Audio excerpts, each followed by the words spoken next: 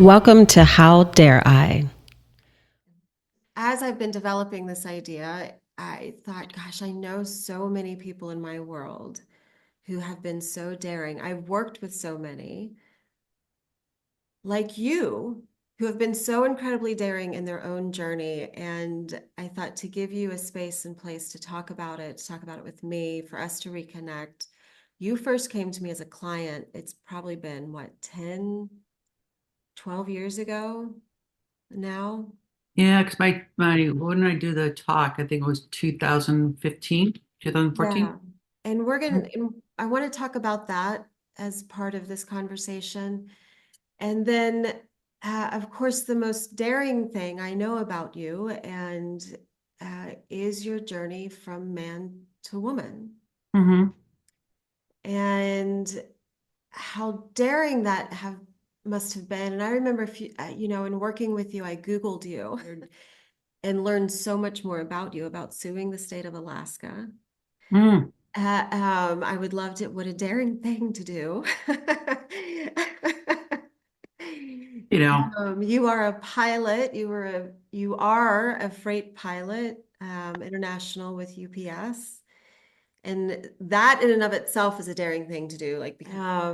So I thought I'd talk to you about your daring journey and would love for you to share your wisdom and recommendation and what it's been like for you to navigate your life journey. Yeah. Would love to talk about how you came to find yourself in the studio working with me on the speech you gave. I I wanted to learn how to tell a story, and because I know how to fly airplanes, but I don't really know how to tell a story. And I needed an expert to kind of guide me and give me some insight on how to craft what I wanted to say, how I wanted to say it, how I could leave an impact statement with whatever crowd I was speaking to. Because my subject, of course, is somewhat very narrow, but in many ways, it can be broadened to a fact that it can affect many people. I think at the point I met you, you were living full time as Kelly at that Hmm. point, and that had been a long journey for you because the audience you were interested in talking to at that point was a Christian evangelical Hmm. audience. Hmm. So to talk to them about those topics, that's a daring thing to do. It is a very daring thing to do. How I got that wild hair up me, I have no idea. Um, How dare you?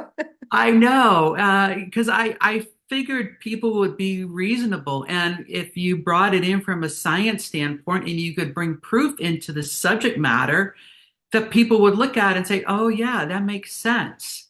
But I didn't realize how entrenched people were with their religion to even accept maybe there's something much greater than what they've been taught. Mm. And that was a challenge that I learned the hard way. What happened with that journey? I've always been curious. I don't know that I ever knew how that particular part of your journey played out and where you are with it now. I learned I could probably get more accomplished by hitting my head against the wall than to try to articulate or argue a position that was based in science to an organization or religious institution that was so ingrained with their beliefs and values. Because I challenged a lot of what they were taught all the way from the very beginning, because they claim that the Bible is the inherent word of God, but they failed to recognize that the Bible was also written in Arabic and in Greek. And having traveled the world as much as I have learned that when I say something in English, it doesn't translate direct verbatim into Greek. Greek doesn't change into English. And I've learned that over time, they have manipulated words to fit the norms of the time of society. In fact, it wasn't until 1946 that he introduced the word homosexual into the Bible. It was a completely different set of circumstances then, but then in 1946 they changed it, and from that point forward they started arguing that you couldn't be homosexual, you couldn't be effeminate because you could not inherit the kingdom of God because you were in sin and going to hell, basically. Yeah. What do you think gave you the strength to cut through that web? Because I know it had to have been a long, exhausting, daunting journey at certain points. Sure. I'm sure Sure. equally exhilarating and thrilling also. Oh yeah. What kept you going? When I was going through the heat of it, I kept questioning God. How could this be? When I'm trying to live authentically, and I am praying to God. It's like, God, why are Christians so mean to me? Why are they not listening to me? Why are they casting stones against me? And Kate, the one thing that it wasn't audible, it wasn't like somebody clobbering me over the head or anything, but I was just sitting in my quiet space, having time with God. And I remember something came to my mind that moment. It said, remember the cross. And I began to think about, what about the cross? What about it? Yes, Jesus was placed on the cross. Then it hit me. Who put Jesus on that cross? Yeah, some will say the Romans, but really they weren't the ones who concocted the story against him. It was his own people, the Pharisees and the Sadducees, the religious rulers who felt that this man who claimed to be Jesus, claimed to be the savior of the world, was going to take their power away from them. So they concocted a story and brought him before the Roman emperor and said, we found this man, who's in sin and he wants to go against the government. And I mean, it was to the point where the Roman emperor was even willing to give away Barabbas, the prisoner, and said, you have this choice. You can take Barabbas, put him on you can take him, or you can take Jesus. And they chose Barabbas over Jesus to Mhm. save Barabbas's life and put Jesus up on the cross. And I was like, if there's anybody that can understand my story, it is my Jesus. Mhm. He went to the cross for me. Yeah, he was persecuted by his very own people. And if there's anybody that can understand my story, it would be my Jesus. So that's how my relationship has always been strengthened through this journey. Even though I don't participate in any organized religion anymore, I still have a very deep faith in my God and my Jesus. And I have a very strong relationship with him. I mean, God calls us to have an authentic life. And yet, for 40 years of my life, I did not live authentically. I was living for everybody else. Yes, and we do that so often. One of the things that I remember you telling me, number one, thank you for sharing that.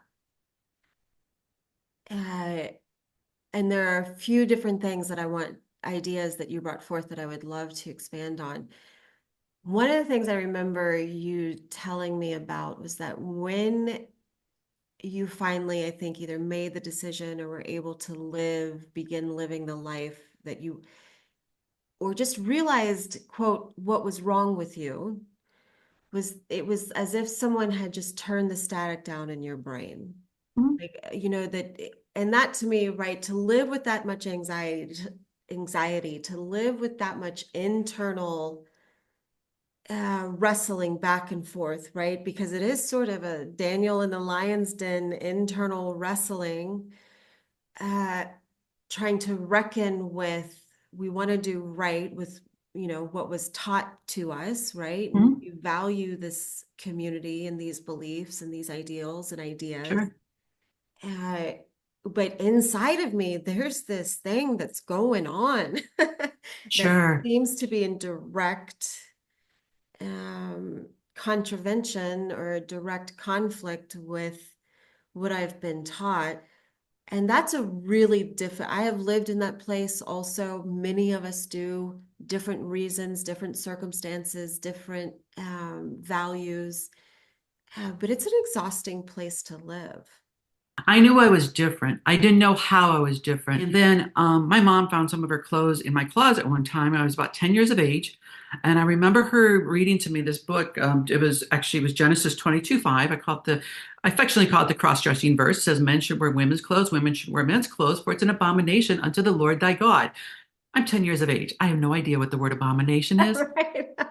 can't tell you how many times I've laid in bed and prayed to God, God, take this away. And it never went away. So that's why I started focusing on aviation at such an early age. I started flying at 15. By the time I was 21, I had all of my certificates and I was flying for an airline. And from that point forward, my career just took off. But it wasn't because I was really smart or anything like that. No, it was because I was trying to focus on something that was not my true identity. So I focused on something that I love, and it was flying. And so I really did well at it. But the problem is, as time went on, I just kept suppressing my true identity throughout that period. And one of the things about being transgender and dealing with gender identity is like I had to play a role every day and act a part that I did not relate with in order to appease societal norms.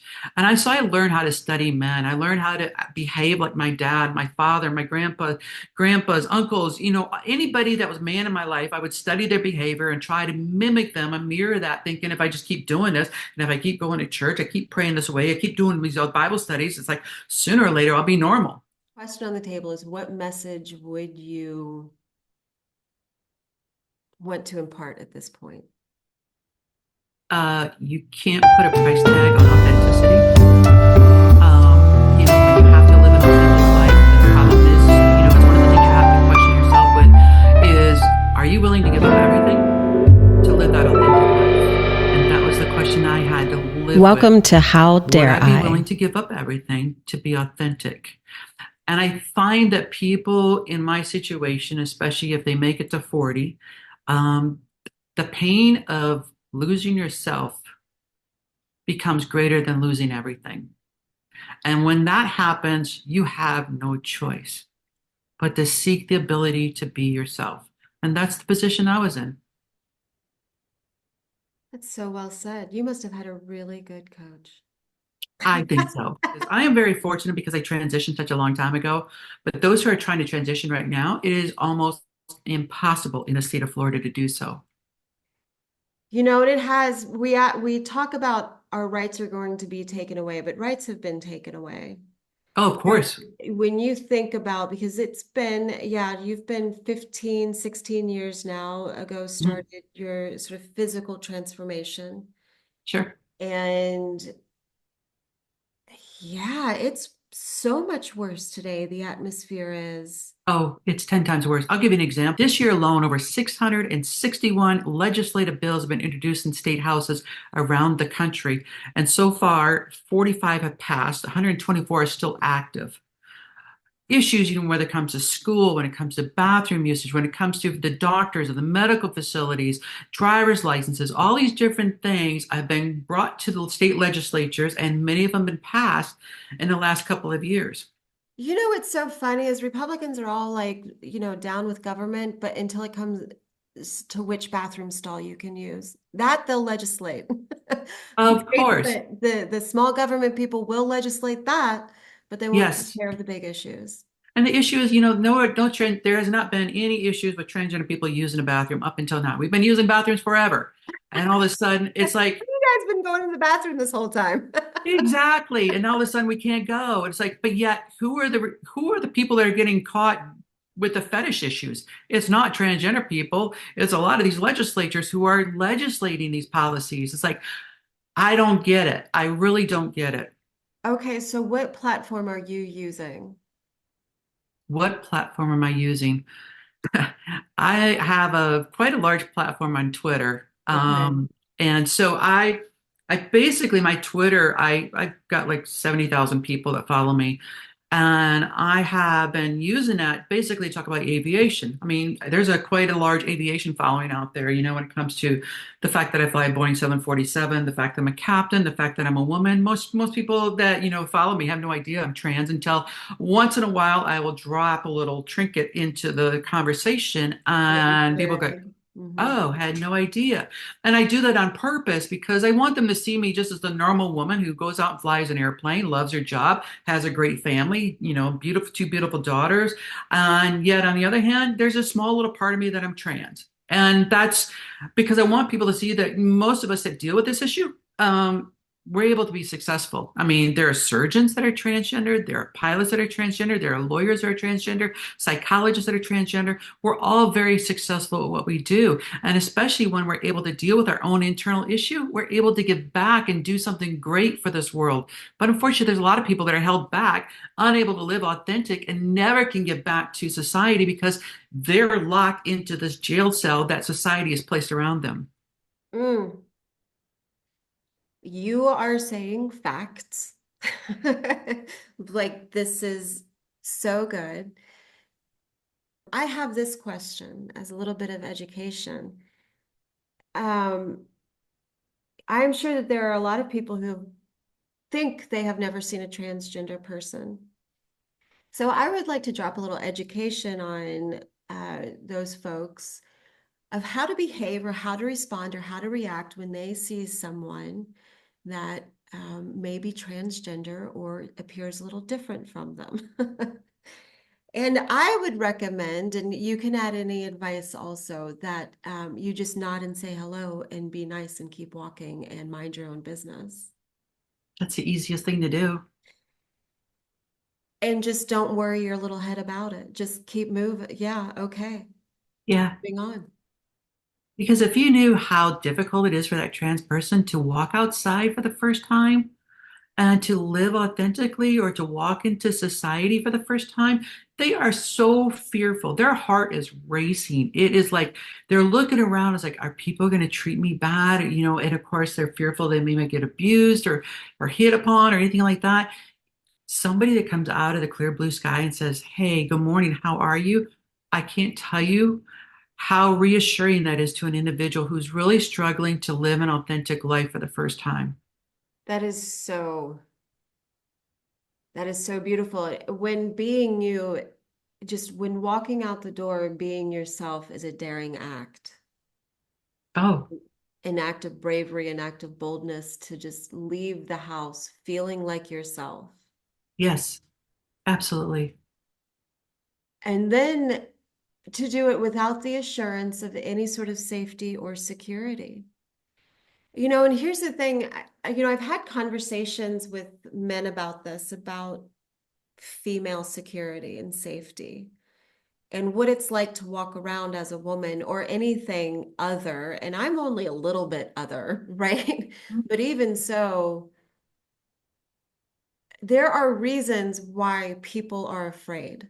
There are reasons why people want to isolate or stay in their house or are anxious walking.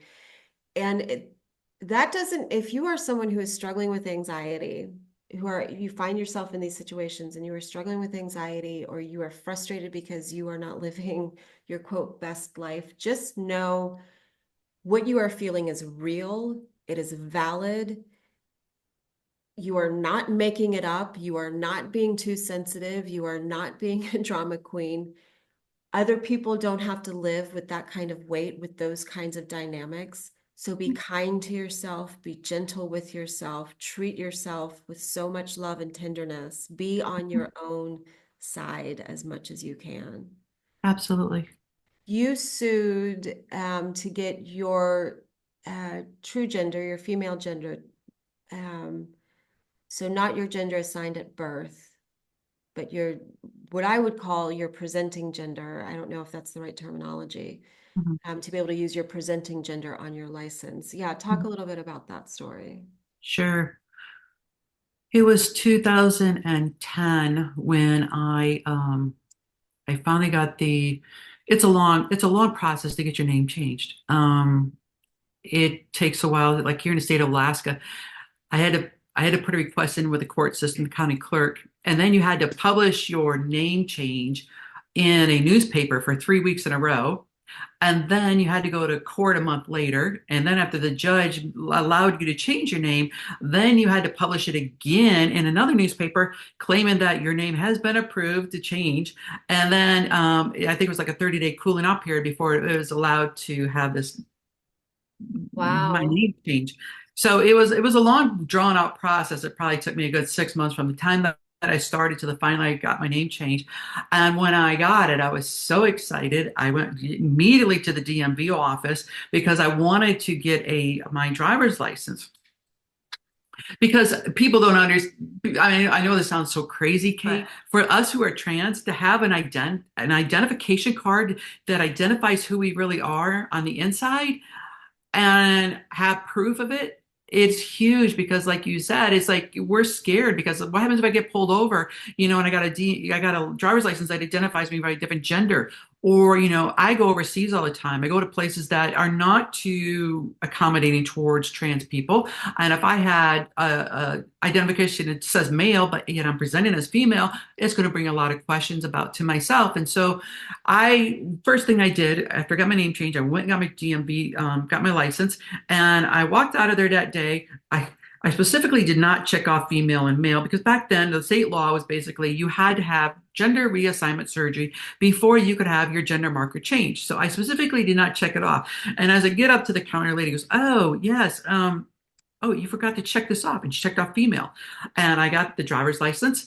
And I was so excited, Kate. I walked out of there. It's like, wow, the first time in my life, I got something that identifies me for who I really am. It's got my name on it and it's got my gender marker. I am set. I have felt so good. And it was that year, it was when President Obama, through a decree, what do they call it? Where the president can make presidential edict, something of that an sort. executive order. Executive order. So he made an executive order that anybody in the process of gender transition that can get a doctor's letter saying that you are under hormone therapy and in your process of changing genders, that you could get your passport changed from male to female. It's like perfect. So I got that done. And then about a month later, I get a letter from the state of Alaska saying, "Oh, we made a mistake with your driver's license. You need to come back. Your driver's license is void now because you are still identified as a male, and so therefore your driver's license is no longer valid." So I went to the ACLU office in Anchorage, Alaska, and I went in there with my credentials, my passport, U.S. passport, and I had my DMV, my license from the state of Alaska, both said female. And I went to them and said, "Here's the deal. I have gotten this from the federal government, and I got this from the state government. But the state government wants to revoke it, and they want to put male on it. I don't want it. It's too costly for me, especially because of what I do and my travels overseas. I need this to identify who I really was in person." And they looked at me and said, "You're the person we've been looking for." And so I signed a bunch of papers and they went into court and filed a lawsuit on behalf of myself. I was in the process of going through a divorce at that point in time, and my divorce in Kentucky was very, very difficult. They were trying to subpoena my medical records. They were trying to subpoena my bank records. They were anything and everything. They had found anything that I had placed on the internet. And so they were trying to use anything they could against me into my divorce and trying to prevent me from seeing my kids. And so I asked them if we made this lawsuit, could we use my initials on it, KL versus State of Alaska? And they said, "Sure, no problem." So we took them on, and about a year later, I won that lawsuit based on the fact that I had the federal credentials and that this did not match with my state credentials, and I had a medical proof that I was in the process of transition, and the state of Alaska basically had to change their law. So I was the first person in the United States to sue a state over this issue. Up in that point in time, I think it was like 3 or 4 different states that had already done it through legislative means, but I'm the first one that ever sued a state when it came to this issue. And then since then, a lot of other states utilized that court case to change their gender marker requirements. And it's so important for those of us in the process of transitioning to have that gender marker. I mean, imagine you're going to get a job and you don't have a gender marker that identifies as the person you're presenting. You're now opening up a Pandora's box for people to ask you questions.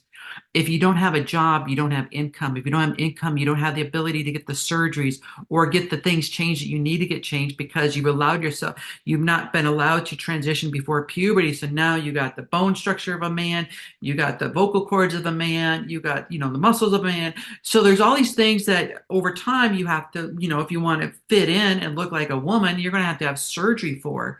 And so you can't have surgery if you don't have money. And if you don't have money or you need money, you need to have a job. And so it's a vicious circle for so many in my community. If you don't have the credentials to identify who you really are, try to get a job. It's very difficult. So that's why it was so important for me to take this on. I was very fortunate. I worked for UPS. They treated me very well. They respected me through this process. In fact, out of all the hatred that I received from my Christian friends and my church, my company was my one saving grace. My chief pilot, I remember going and telling him what I was about to do. And of course, I was just scared out of my mind. About to tell him that, I'm in a male dominated field with 94% of our pilots are men. He identifies me as a man. He's a man. I'm going in there about to tell him I'm a woman. And I was like, I was scared. My heart was racing. I remember him sitting me down and saying, don't worry about it. We're here for you. I'll never forget those words. And those words meant more to me than anything in the world that day. I would jump off a bridge for that man because he believed in me in that moment. And it was the greatest gift I ever had. And it's like, for the gift that I had to have a job at a company like this, I needed to go out and defend those who did not have a voice. And that's why I took on the state of Alaska and won.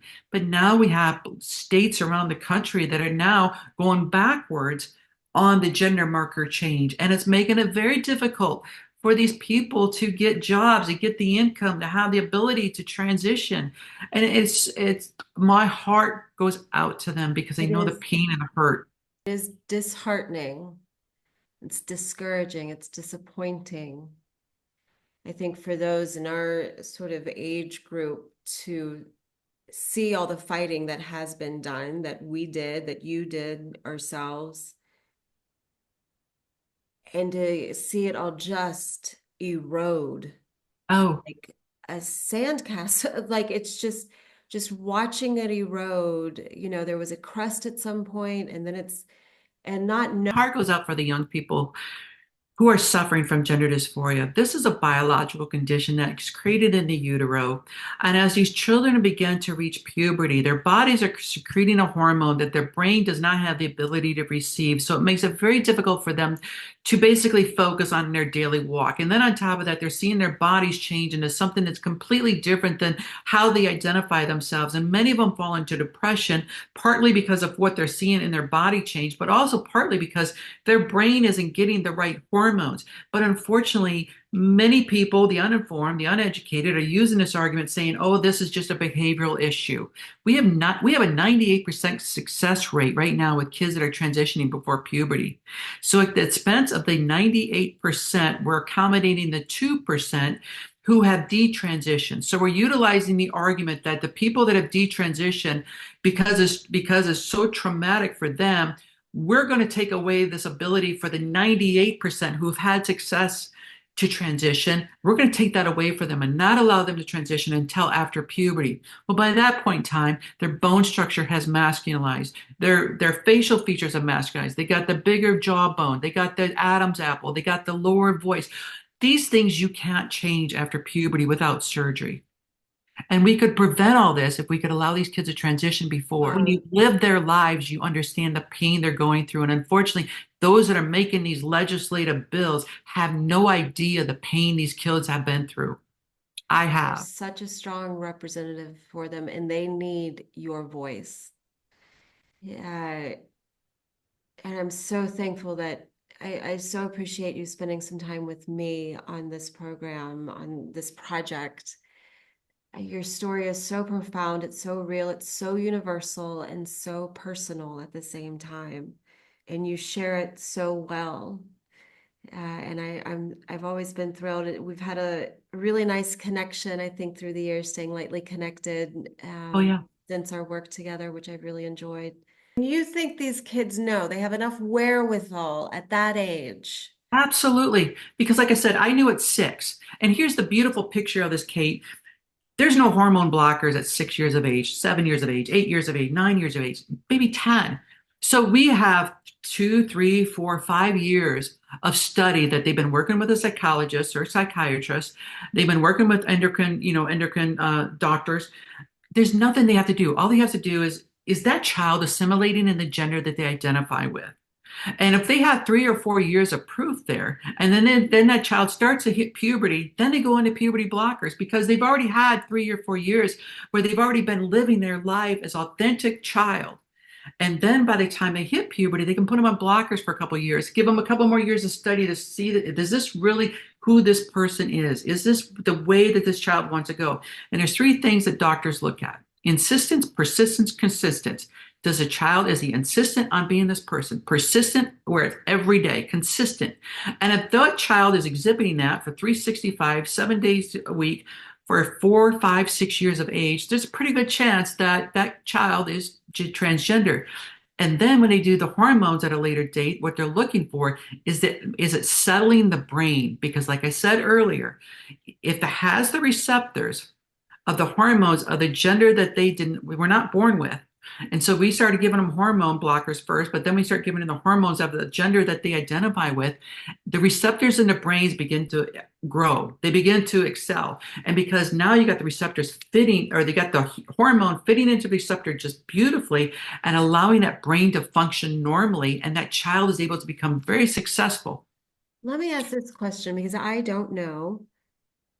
What has to take place, I guess, in utero for sort of the internal concept, self-concept of gender and the external signalers of gender, right? Yeah, So what happens in the journey where those two don't line up? that's a really good question.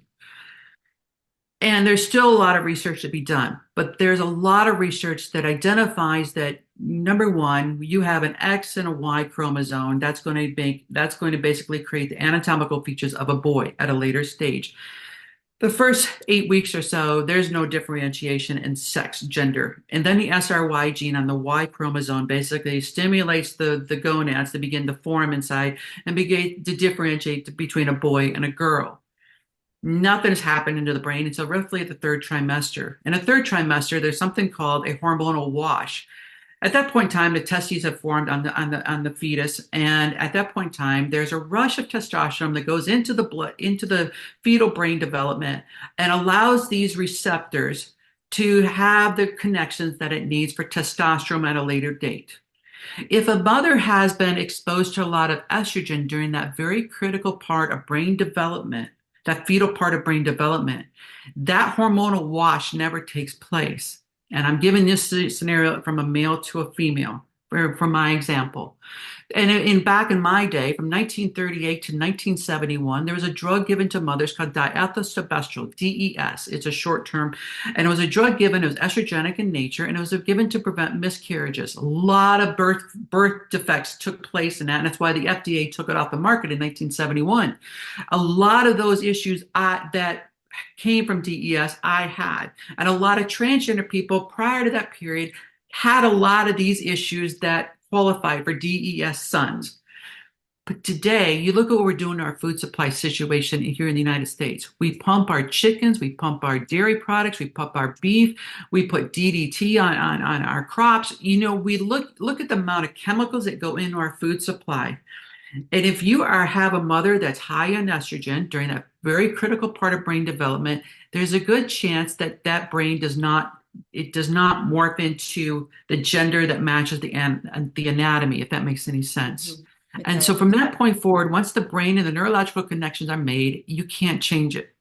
Now, if we're talking about a female to male, so that the fetus was basically female initially, what happens in that situation? The mother's been exposed to a lot of androgens during that very critical part of brain development, masculizing the brain, so that the brain is actually able to receive testosterone. So when that fetus becomes a girl and that girl begins to reach puberty and she begins, getting the estrogen and the progesterone levels that a normal woman would be receiving, that brain does not have the receptors to receive it. And that's what causes issues with them as well. So it's very critical in that specific part when the brain development, that hormones, play a role in who we are.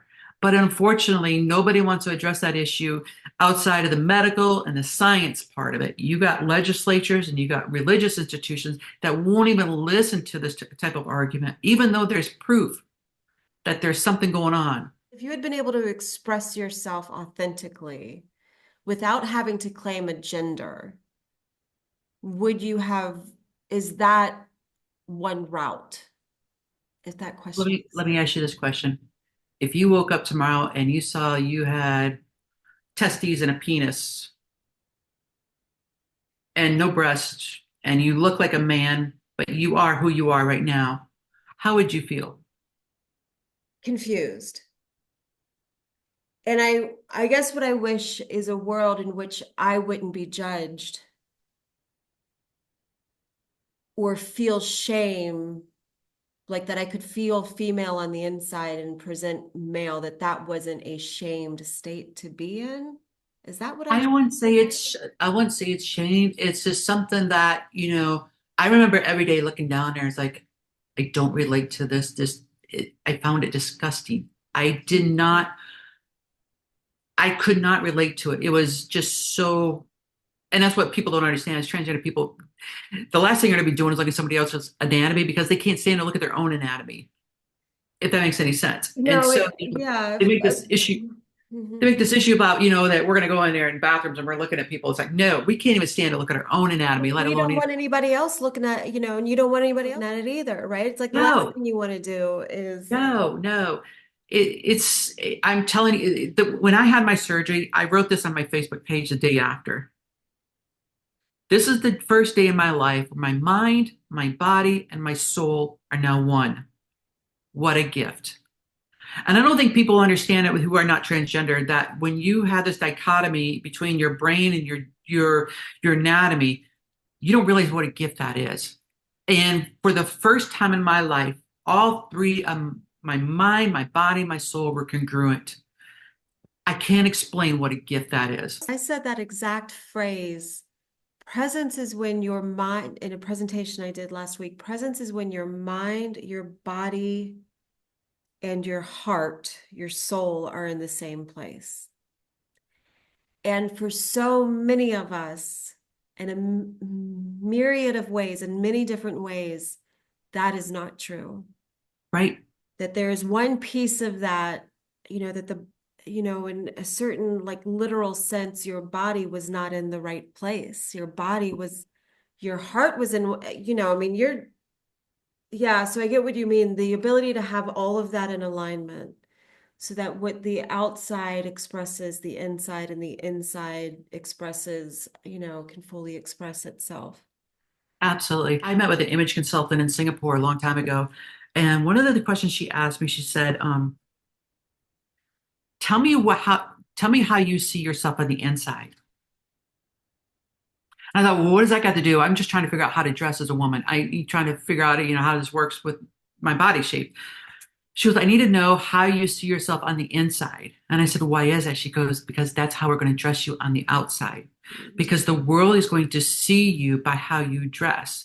And so, when you express yourself through the way you dress, you want people to see who you really are on the inside. And I never thought about that. And it's one of the things, that really helped me in my understanding when it came to fashion and it came to expressing myself. And I want people to see who I really am on the inside is to look the part, play this part, speak the part, and dress the part. And that felt so important to have that congruency there and to have people see me for who I really was. There's no greater gift. I wish that for everyone to live in that sort of congruency. And I'm so glad that you found it, dared to do it, and are daring to be vocal about it now. Where can people find you? You mentioned Twitter. What's your Twitter handle? Very easy. K for Kelly, C for Christina, and my last name, Lepley. Great. Lepley. Kelly Lepley, thank you so much for joining me today on How Dare I?